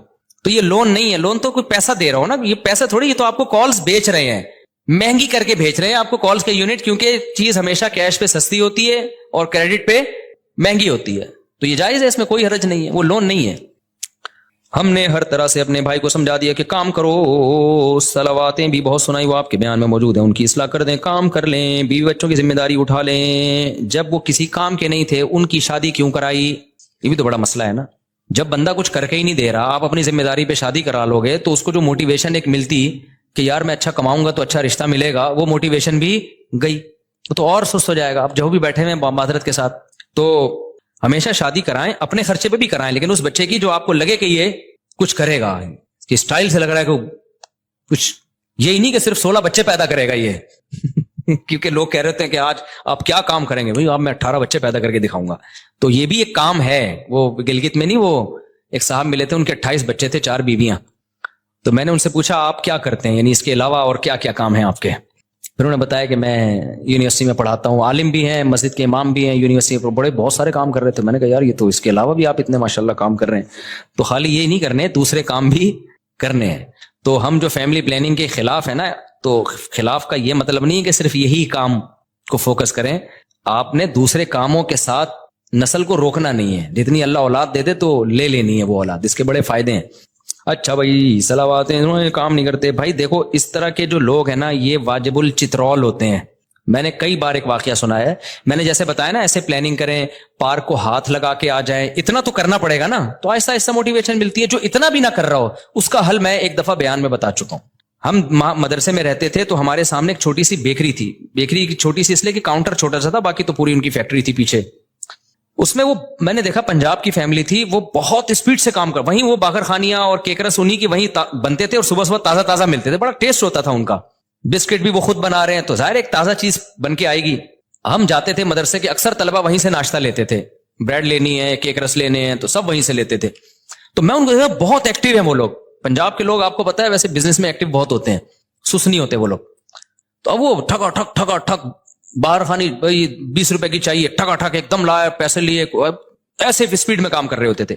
اب جو لوگ تاجر ہوتے ہیں نا, ان کا جب بزنس بڑھتا ہے تو اپنے بچوں کو بھی بلانا شروع کرتے ہیں. تو میں نے دیکھا کہ ان کا جو ہے نا 18-20 سال کا ایک لڑکا پنجاب سے انہوں نے بلا لیا کہ چل بھائی تو بھی آ جا بیکری میں ہمارے ساتھ. وہ آ گیا, وہ اس طرح کا عادی نہیں تھا.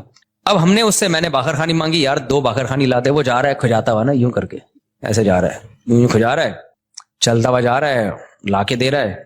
وہ اس کو کہہ رہے ہیں بیٹا بیٹا بیٹا کر کے بات کریں, بھائی تھے اور والد ہوگا ان کا, کہ بیٹا ذرا کسٹمر کھڑا ہوا ہے, ایسے بزنس نہیں ہوتا, ایسے تم جا رہے ہو باتیں کسٹمر آ رہا ہے نا تو کوئی باتیں کر رہا ہے تو کسٹمر سے باتیں کرنے میں لگ گیا وہ. تو وہ میں نے دیکھا پورا ہفتہ تقریباً وہ یہی ڈھیلا پن, اور وہ بار بار اس کو ڈانٹیں, یار تو کیا کر رہا ہے بیٹا, ایسے نہیں ہوتا بزنس, بزنس میں بہت ایکٹیو رہنا پڑتا ہے, ٹھگا ٹھگ نمٹاؤ لوگوں کو. بات اس کو سمجھ میں نہیں آئی.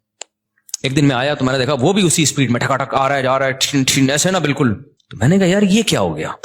پتا چلا کہ جی ان کی فیملی میں یہ رواج ہے کہ شروع میں اس طرح محبت سے سمجھاتے ہیں, نہیں آئے تو کمرہ بند کر کے نا طبیعت سے چترول لگاتے ہیں. تو غالب گمان قریب یقین ہے پرانا قصہ ہو گیا, مجھے پوری تفصیل یاد نہیں ہے, اس کو بھی طبیعت سے انہوں نے دھویا ہے کہ تجھے ایک ہفتے سے سمجھا رہے ہیں بھائی یہ کاروبار کا طریقہ نہیں ہوتا. رڑتا جا رہا ہے, وہاں جا کے پھر باتیں کر رہا ہے, پھر کبھی کسی سے, اس کو موبائل تو تھا نہیں, کبھی کسی سے باتیں کر رہا ہے. موبائل ہوتا تو پھر تو بزنس تو بالکل ہی ختم, ٹک ٹاک پہ ویڈیوز دیکھ رہا ہوتا بیٹھ کے. تو وہ طبیعت سے, ان کا رواج خاندان میں, پنجاب میں ہوتا ہے, اب بھی ہوتا ہے, طبیعت سے دھو دیا نا اس کو, اس کے بعد ٹکا ٹک. تو یہاں کوئی بیٹھے ہوئے ہیں بہت معذرت کے ساتھ, تو جو اس طرح کا سست ہونا, تبھی یہ بڑا بھائی اور باپ بہت بڑی نعمت ہے. یہ جو موٹیویشنل اسپیکر سے جو چیز نہیں, اچھا یہ موٹیویشنل اسپیکر جو ہوتے ہیں نا, جو بتا رہے ہیں ایکچولی ہم نے اسٹرگل, ان کی بھی پیٹے ہوتے ہیں بچپن میں, ابا نے پیٹا ہوتا ہے ایک دفعہ طبیعت سے تو ٹھیک ہو گئے تھے, تو وہ پٹنے کا واقعہ نہیں بتا رہے ہوتے, یہ بتاتے ہیں ایکچولی ہمیں بھی یہ اسٹرگل کی, ہم نے, قوم سست ہے, اس میں کوئی اسٹرگل والا اس ماحول میں پیدا, میں خود بھی پٹا ہوں, صحیح ہے نا, جو میں آج باتیں کر رہا ہوں بیٹھ کے, میں بھی بڑا سست تھا, کام ہی نہیں ہوتے تھے, سستی, اسکول نہیں آ رہے, ابا لاتے تھے پائپ پکڑ کے کوڑ دیتے تھے, تو ایک ہفتے کا تک الحمدللہ انرجی پیدا ہو جاتی تھی, ایک ہفتے تک ہم بالکل فٹ فاٹ. پھر آہستہ آہستہ ڈھیلا پن آنا تھا, پھر ابا ایک دم چترول لگا دیا کرتے تھے, کبھی بھائی لگا دیتے تھے. مجھ سے تو ٹی کی ڈنڈی نہیں لکھی جاتی تھی اوپر, میں نے ایک واقعہ سنایا نا, میں انگلش میں ایک ورڈ لکھ رہا ہوں تو اتنی سستی سے لکھتا تھا. سستی اصل میں بائی نیچر سستی نہیں تھی, مجھے کھیل کود کا دل چاہتا تھا, پڑھائی میں سستی تھی, میرا دل چاہتا تھا ادھر بھاگنے دوڑنے میں ہم لگے, تو میں نے ٹی لکھا ہے سستی میں, اوپر کا نا وہ ڈنڈی نہیں ڈالی, یہ والی, خالی یہ والی ڈنڈی ڈالی. تو ایسے میں لکھ رہا ہوں اور اوپر سے ڈنڈیاں چھوڑ رہا ہوں, تو مجھے یاد ہے ایک زوردار چماٹا آیا نا, غیبی چماٹا آیا, ایک دم میں ہل گیا. تو میرے بڑے بھائی نے لگایا تھا تھپڑ, انہوں نے بولا یار تم اتنا کیا لکھو, تمیز سے تو لکھو, ٹی کی ڈنڈی تو ڈالو. اس کے بعد سے آج تک اس واقعے کو, میرا خیال ہے یہ 80s کا واقعہ, میں بہت چھوٹا تھا اس وقت, 87 یا 88 کی بات ہوگی, 88 بہت ونس اپون اے ٹائم, اتنا پرانا تو میں لگ بھی نہیں رہوں گا آپ کو, تو 88 کی بات ہوگی. اس کے بعد سے آج تک سب کچھ بھول سکتا ہوں. جب میں ٹی میرے بھائی بھی یہ واقعہ بھول گئے ہوں گے, جب بھی میں ٹی لکھتا ہوں نا, اوپر کی ڈنڈی آج تک میں نے کبھی نہیں چھوڑی. ہو سکتا ہے کوئی لفظ لکھ رہا ہوں, اسپیلنگ غلط لکھ دوں, میں 2-3 الفابیٹ ہی چھوڑ دوں, لیکن جہاں ٹی آئے گا تو پورا آئے گا, اس کے اوپر کی ڈنڈی کبھی بھی.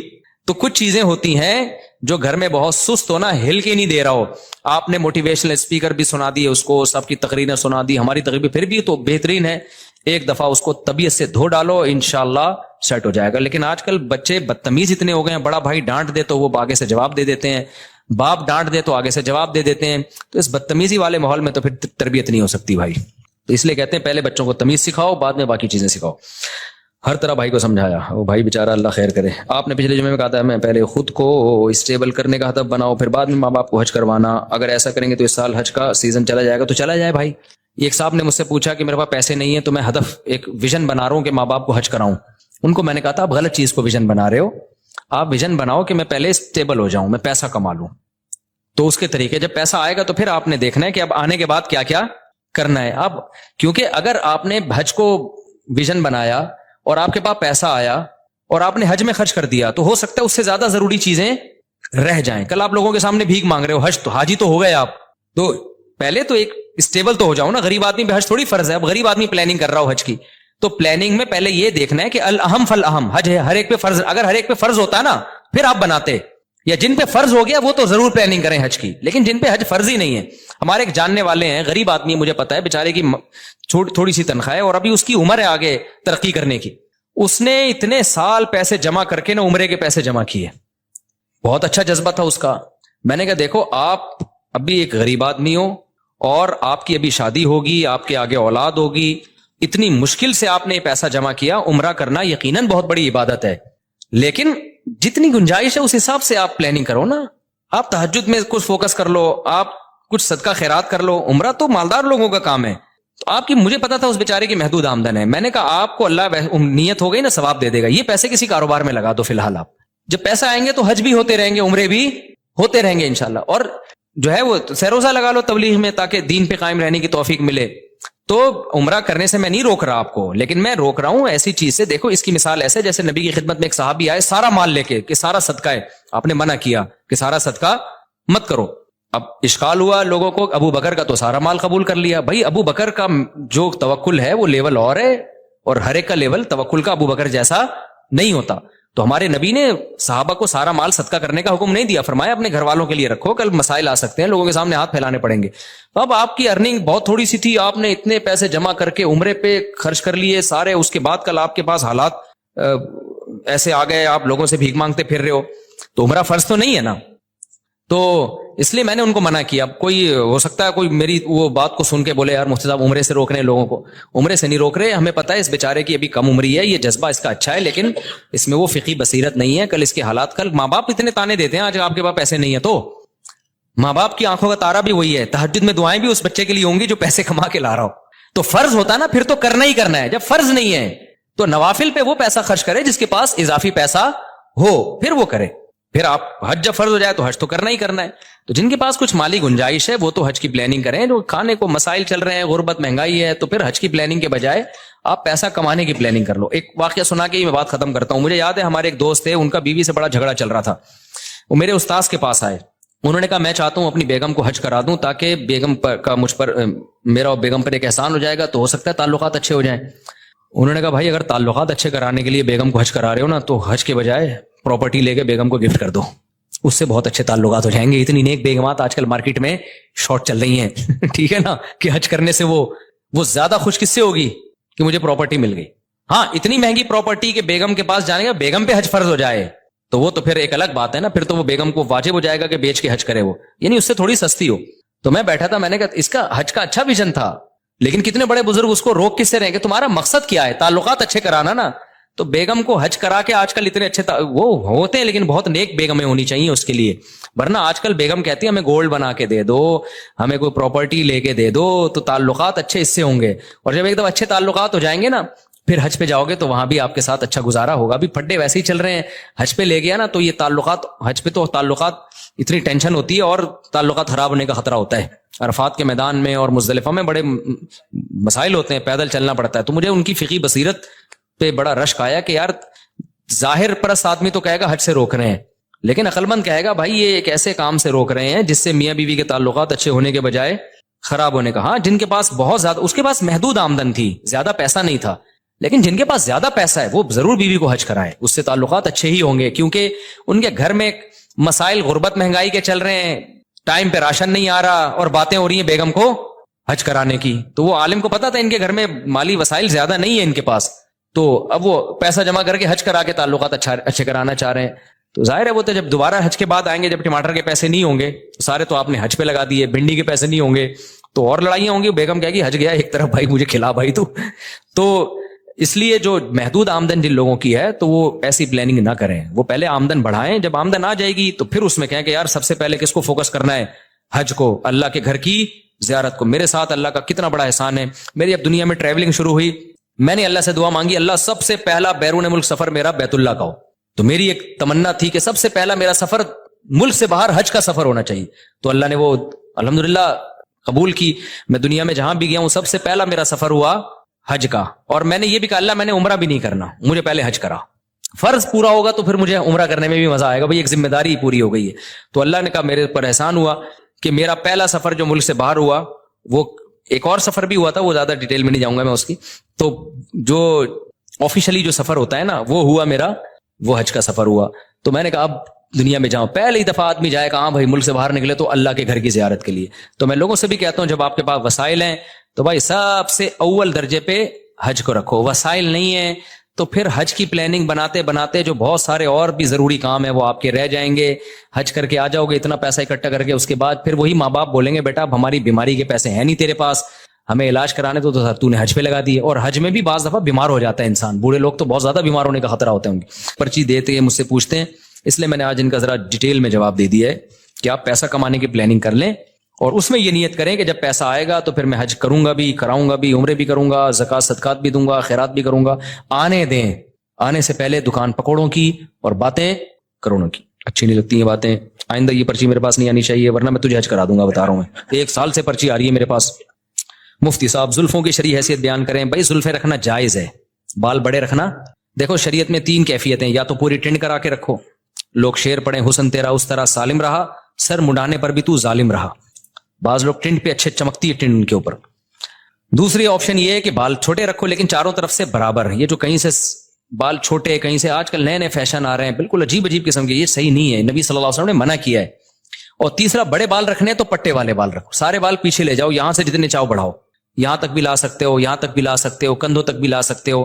کندھوں سے نیچے نبی صلی اللہ علیہ وسلم سے ثابت نہیں ہے, جائز وہ بھی ہے کیونکہ ناجائز ہونے کی کوئی دلیل نہیں ہے, جائز یہ بھی ہے کہ کندھوں سے نیچے بھی رکھ سکتے ہو, لیکن اتنے بڑھتے ہی نہیں مردوں کے بال. لیکن بہتر علماء کہتے ہیں کندھوں سے نیچے نہ جانے دو, کندھے ہو جائیں تو پھر کاٹ دو. تو نبی صلی اللہ علیہ وسلم کے بال یہاں تک پہنچتے جب کاٹتے تو کانوں کی لو تک آ جاتے, پھر بڑے ہو جاتے. مجھے بڑے بالوں میں ایک فائدہ یہ ہے کہ میں عمرہ کرتا ہوں نا, 1 انچ بال کاٹ لیتا ہوں تو اس میں 10 عمرے اور ہو سکتے ہیں. سمجھ رہے ہیں نا, لوگ کہتے ہیں یہ کیا کاٹے ہیں آپ نے بال, اس میں تو 10 عمرے اور ہو سکتے ہیں. تو میں کہتا ہوں بھائی بڑے بال کا ایک بڑا فائدہ ہے. تو جو جن کے چھوٹے بال ہوتے ہیں ان کو سر مڈانا پڑتا ہے. تو پہلی دفعہ جب ہم نے حج کیا, عمرے کیے, تو سر مڈانے کی سنت زندہ کر لی. اب ہم نے کہا چلو اب قصر بھی جائز ہے. قصر کا مطلب بال کٹوانا. تو آپ بڑے بال رکھ سکتے ہیں, شریعت میں جائز ہے, جتنے چاہیں بڑے رکھیں, لیکن بہتر یہ ہے کہ کندھوں سے زیادہ نیچے نہ جانے دے تو بھی ٹھیک ہے. اچھا, آج کل لڑکوں نے بالوں میں چٹیا بنائی ہوئی ہوتی ہے پیچھے, اس کو بھی لوگ اعتراض کر رہے ہوتے ہیں چٹیا بنا کے گھوم رہے, تو یہ بھی جائز ہے. فقہاء نے صدیوں پہلے مسئلہ لکھا ہے کہ عورت اگر چٹیا بنا کے غسل کرے گی تو غسل ہو جائے گا, چٹیا کھولنے کی ضرورت نہیں ہے. کسی مرد کے بڑے بالوں اور اس نے بالوں کو جوڑا بنایا ہوا ہو تو وہ اگر فرض غسل کرے گا تو اس کو وہ جوڑے کو کھولنا پڑے گا. تو بنانا جائز تھا تبھی تو علماء نے لکھا نا. تو اگر آپ کے بڑے بال ہو گئے ہیں, میرے تو اب رہے نہیں بال, 4 شادیوں کی وجہ سے نا تھوڑے سے رہ گئے. اس عمر میں یہ بھی غنیمت ہے. میرے تو جب آپ اگر 10 سال پہلے بال دیکھ لیتے بہت ہی گھنے بال اور یہاں تک پہنچے ہوئے تھے. تو 4 کی وجہ سے نہیں, عمر کا بھی ایک دخل ہوتا ہے اس میں. تو جتنے بڑے بال رکھ لو آپ, لیکن بہتر کیا ہے کانوں کی لو تک لاؤ, جب یہاں تک آ جائیں تو پھر کاٹ کے چھوٹے کر دو, اس طرح سے. تو ہر جائز کام کرنے کا نہیں ہوتا. آپ کو جو سوٹ, اصل میں اللہ تعالیٰ چاہتے ہیں زینت کو پسند کرتے ہیں. حدیث میں آتا ہے ان اللہ جمیل یحب الجمال, اللہ جمیل ہے, جمال کو پسند کرتا ہے. تو جو آپ پہ سوٹ کر رہا ہے وہ کام کرو.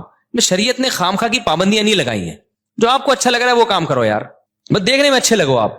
آڑے ترچھے بال نہ کاٹ دو کہ یہاں سے وہ جو چوہا نہیں ہوتا کانٹوں والا, وہ کس بال یوں اٹھے ہوئے ہوتے ہیں اور یہاں سے گنجے ہوئے ہوتے ہیں, یہ سب جائز نہیں ہے. تو نارملی جو آپ پہ جو لیے اچھا لگ رہا ہے وہ رکھو بھائی. اچھا بھائی, مفتی صاحب اگر کیا کہتے ہیں اسلام قبول کرنے سے پہلے ہاتھ یا جسم پر کیا بنایا ہوا ہے, ٹیٹو بنایا ہوا ہو تو اسلام اچھا قبول کرنے کے بعد اس کو کیا مٹانا لازمی ہوتا ہے؟ جی لازمی ہوتا ہے اگر ممکن ہو. اگر ممکن نہیں ہے تو پھر چھوڑ دو. یہ ٹیٹو بنوانا حرام ہے, ناجائز ہے. نبی صلی اللہ علیہ وسلم کی صحیح حدیث موجود ہے, آپ نے لعنت فرمائی ہے جسم گندوانے پر. لیکن اب کر لیا آپ نے کام تو توبہ کر لو. اب توبہ کر لو, اب ہٹوا سکتے ہو تو ہٹا دو, نہیں تو چھوڑ دو اس کو. بس اب جو کام ہونا تھا ہو گیا, ریورس نہیں ہو سکتا. وہ میں نے سنا ہے کہ جہاں فرض ادا کرے وہاں سنت نہیں ہو جاتی ہے. بھائی جہاں چاہو سنت پڑھ لو, بہتر ہے اس جگہ سے تھوڑا سا ہٹ جاؤ. کیا نکاح کے بعد جتنے دن رخصتی میں تاخیر ہو تو کیا ہر دن گناہ ملتا ہے؟ نہیں ملتا بھائی. آپ کی بیوی ہے, ڈراپ شپنگ میں یہی ہوتا ہے, سودا ہو جاتا ہے, ڈیلیوری جو بعض 2 دن بعد ہو رہی ہوتی, 3 دن بعد. تو ایسے ہی نکاح میں بیگم آپ کے نام ہو گئی, اب ڈیلیوری آپ اپنی انڈرسٹینڈنگ سے آپ کی جب چاہیں رکھ لیں آپ. کیا خیال ہے؟ وہ آپ کے پراٹھوں پہ ڈیپینڈ کرتا ہے کہ آپ ڈیلی کتنے انڈے پراٹھے ہضم کرتے ہیں. تو جو جتنے زیادہ ہضم کرتے ہیں وہ چاہتے ہیں جلد سے جلد ڈیلیوری ہو, اور جو دھنیا پودینے پہ چل رہے ہیں وہ کہتے ہیں نہ ہی ہو تو بہتر ہے. 2 سال 3 سال پتہ نہیں بیٹھتے کیسے ہیں یہ لوگ. میں تو حیران ہوں یار, اللہ نے بیوی کو اتنا اٹریکٹیو بنایا ہے مرد کے لیے, عورت کو, کہ کیسے 1 سال رخصتیوں میں تاخیر کرتے ہیں لیکن ہماری سمجھ سے بالاتر ہے بھائی. آدمی کا جب ظاہر ایک جگہ نکاح ہو گیا, اس کی بیوی بن گئی, وہ تو اگر مرد کا بچہ ہوگا تو ہر وقت کھوپڑی کہاں جائے گی؟ ادھر ہی گھومے گی یار. میری بیگم ہے, حلال ہے میرے لیے. تو اب یہ لوگوں کے دلوں کے حالات تو اللہ ہی جانتا ہے. ہائے ہائے ہائے, خوراکیں ٹائٹ کر لو, 4 شادیاں بھی سمجھ میں آ جائیں گی, اسلام بھی سمجھ میں آ جائے گا, اور جلدی رخصتی جو شریعت نے حکم دیا وہ بھی سمجھ میں آ جائے گا. خوراک کٹ کے چھوڑ دو تو سب چیزیں سمجھ میں آ جائیں گی. اب دیکھو, میں ایک جگہ بیٹھا ہوا, میں نے 4 شادیوں میں بیان کیا, ایک بوڑھے میاں آئے, وہ بہت بحث کی مجھ سے. انہوں نے اتنی بحث کی نا کہ چپ ہی نہیں ہو رہے تھے. تو ایک اور بوڑھے آئے, انہوں نے کہا بھائی دیکھو اب یہ بوڑھے ہو گئے مفتی صاحب, اب ان کی سمجھ میں نہیں آئے گا, یہ جوان کی سمجھ میں آئے گا. اس لیے بہت سے بوڑھے تو مجھ سے ملتے ہیں, کہتے ہیں مفتی صاحب کاش آپ 20 سال پہلے ہمیں مل جاتے یار, بہت لیٹ ملے ہو آپ. لیکن بہت سے بوڑھے دیکھنے میں بوڑھے لگتے ہیں, حقیقت میں بوڑھے نہیں ہوتے. میں نے واقعہ سنایا تھا نا اپنے استاد شیخ کے اس والد کا, 80 سال میں انہوں نے نکاح کیا, اولاد بھی ہوئی. تو ان کے ریلیٹیو مجھے ملے, مفتی, انہوں نے کہا مفتی صاحب 80 سال میں نہیں 90 سال میں نکاح ہوا تھا. تو کریکشن کر لیں, 80 میں نہیں بلکہ ان کا نکاح 90 سال کی عمر میں ہوا تھا, اور ان کے الحمدللہ اولاد بھی ہوئی ہے. تو خوراک اور یہ جو اپنی باڈی کا جو جسم کی مینٹیننس کا بڑا خیال کرتے ہیں نا, صحت کو مینٹین رکھتے ہیں, بعض دفعہ 100 سال جیتے ہیں وہ لوگ. اور دوسری بات یہ جو میں نے مفتی عتیق الرحمان شہید رحمۃ اللہ علیہ کا واقعہ سنایا تھا, آج عصر کے بعد ان کے بیٹے سے میری ملاقات ہوئی. میں نے ان کے والد کا واقعہ سنایا تھا نا, مفتی عتیق الرحمان شہید رحمۃ اللہ علیہ, جو درس قرآن دیتے تھے, شہید ہو گئے تھے. تو 6 مہینے بعد ان کی قبر کھولی تو ان کی جسم بھی سلامت تھا اور ان کے جسم سے خوشبو آ رہی تھی. کرامتوں کے واقعات میں نے بتایا تھا نا, کچھ واقعات ہم نے بھی سنے بھی ہیں, کچھ دیکھے بھی ہیں. تو اور میں نے کہا ان کو ان کی جگہ سے شفٹ کیا جا رہا تھا. تو آج ان کے بیٹے سے کئی سالوں کے بعد میری ملاقات ہوئی. انہوں نے کہا مصعب آپ نے بیان جو سنایا ہے نا وہ واقعہ ایسے نہیں ہے, آپ کو تھوڑی بھول ہوئی ہے. شفٹ نہیں کر رہے تھے ہم قبر, بلکہ سیلاب کی وجہ سے قبر کھل گئی تھی, تو جو ان کی جو قبر کی سلیبیں وہ ٹوٹ گئی تھی, تو قبر ریپیئر کر رہے تھے. تو ایک کریکشن تو یہ کر لیں کہ وہ میت کو وہاں سے ٹرانسفر نہیں کر رہے تھے بلکہ قبر کو ریپیئر کر رہے تھے. دوسری بات انہوں نے کہا 6 مہینے بعد ہم نے قبر نہیں کھولی تھی, 13 مہینے کے بعد ہم نے قبر کھولی تھی. تو باڈی بھی بالکل سلامت تھی اور خون سے خوشبو آ رہی تھی, اور بھائی کے جسم پہ جو تھوڑا سا خون لگ گیا نا ان کا میت کو سیٹ کرنے میں, وہ پھر 4-5 دن تک ہاتھ دھونے کے بعد بھی خوشبو آتی رہی ہے. اور اس کا تو میں بھی گواہ ہوں شہیدوں کے خون کی خوشبو کا. میں نے ایک شہید کی میت کو صرف یوں ٹچ کیا تھا یہاں پیشانی پہ, تو میرے ہاتھ سے بہت دیر تک بہت اچھی خوشبو آتی رہی ہے. اور وہ شہید کے جو روئی رکھی ہوئی تھی نا چاروں طرف, وہ روئی میں گھر لے کر آ گیا تھا 1 ہفتے تک, حالانکہ اس پہ خون کا نشان بھی نہیں تھا. 1 ہفتے تک اس روئی سے خوشبو آتی رہی ہے. وہ خوشبو نہیں تھی جو آپ عطر میں لگاتے ہیں, کیونکہ میں نے شہیدوں کے خون کی خوشبو سونگی بھی ہے, تو سب کی سیم ہوتی ہے, وہ ایک ہی جیسی ہوتی ہے وہ. تو یہ کرامت ہے اللہ کی طرف سے ہوتا ہے. تو انہوں نے بتایا کہ وہ 13 جو ہے نا 13 مہینوں تک تھا, آپ نے 6 مہینے کہہ کے یہ غلط. تو کہتے ہیں پھر ہمارا یہ ارادہ ہوا تھا کہ میڈیا کی ٹیم کو بلائیں, لوگوں نے ہمیں کہا کہ بلاؤ ان کی ویڈیو بناؤ اور دیکھو. تو کہتے ہیں پھر ہم نے کہا یہ نہیں, ہم نہیں یہ کام کریں گے, بس جو ایک اللہ کا معاملہ تھا ہو گیا یہ, ٹھیک ہے نا. تو یہ کریکشن کر لیں کہ وہ جو 80 سال کے بزرگ تھے نا, جنہوں نے شادی کی تھی, دوسری شادی کی تھی اور ان کے اولاد ہوئی تھی, تو وہ 80 کے نہیں تھے, وہ کتنے کے تھے, 90 کے تھے. میرے نانا کا انتقال بہت لمبا سوال ہے بھائی, اتنے میں ہم لوگ کا انتقال ہو جائے گا پورا سوال پڑھتے پڑھتے. نانا کا انتقال تو ہو گیا, اب ہمارا کیوں انتقال کر رہو, اتنے لمبے سوال دارالفتہ میں جمع کرا دیا کرو, اتنا لمبا سوال ہے. مفتی صاحب ابرار کے لیے دعا کریں, دل سے دعا ہے جی اللہ ابرار کو ابرار بنا دے. ابرار بر کی جمع ہے, بر نیک آدمی کو کہتے ہیں. مفتی صاحب کراچی اجتماع سے پہلے خدمت کی فضیلت, بھائی خدمت تو تواضع پیدا ہوتی ہے, جتنا آپ کسی کام میں حصہ ڈالیں گے تو آپ کے لیے صدقہ جاریہ بنے گا. میری بیوی اکثر مجھ سے لڑتی ہے مگر لال بیگ سے بہت ڈرتی ہے. جب بھی کچن میں لال بیگ آ جاتا ہے تو مجھے ہوٹل سے کھانا لانا پڑتا ہے. لال بیگ مجھ سے کہتا ہے کہ میں کہ تجھ سے بہتر ہوں, کم از کم تیری بیوی مجھ سے ڈرتی تو ہے. تو جیب میں لال بیگ رکھ کے گھوما کرو پھر, تاکہ بیگم ڈرتی رہا کرے. ایک مشہور یوٹیوبر نے ہے, اس نے شغل لگانے کی, ابے یار یہ نہیں, لوگوں کے وہ مشہور یوٹیوبر کا اس نے لکھا, اس نے یہ کیا, تو میں بتاؤں گا تو سب سمجھ جائیں گے کس کی بات ہو رہی. شخصیتوں پہ نہیں نام لے کے رد کرنا چاہیے, یہ اصلاح کا قطعاً صحیح طریقہ نہیں ہے. جب آپ نے اصلاح کرنی ہے, آپ نے کسی بندے کا نام لے کے کہہ دیا کہ یہ یوٹیوب پہ آ کے یہ کر رہا ہے, تو اصلاح تھوڑی ہوگی, تو آپ نے بے عزتی کر دی اس کی سب کے سامنے. تو وہ تو میں ایک جنرلی ایک بات کرتا ہوں بھائی, ولاگ آپ بنائیں ضرور, میں تو کہہ رہا ہوں کہ یار یوٹیوب پہ چینل کو مونیٹائز کرو تاکہ باہر سے پیسہ آئے پاکستان میں, ڈالر میں. دیکھو جو جن کے پاس یوٹیوب کی ارننگ آ رہی ہے نا, یہ فیس بک کی یا ٹک ٹاک پہ چھچور بنانا کرو, جائز چیزیں بھی ٹک ٹاک پہ آ سکتی ہیں, کام کی چیزیں ڈالو ٹک ٹاک پہ, مزاح بھی ڈال دو, کوئی مسئلہ نہیں ہے. لوگ ڈپریشن میں ہوتے ہیں, کوئی ابھی کل میں اتنا تھکا ہوا تھا نا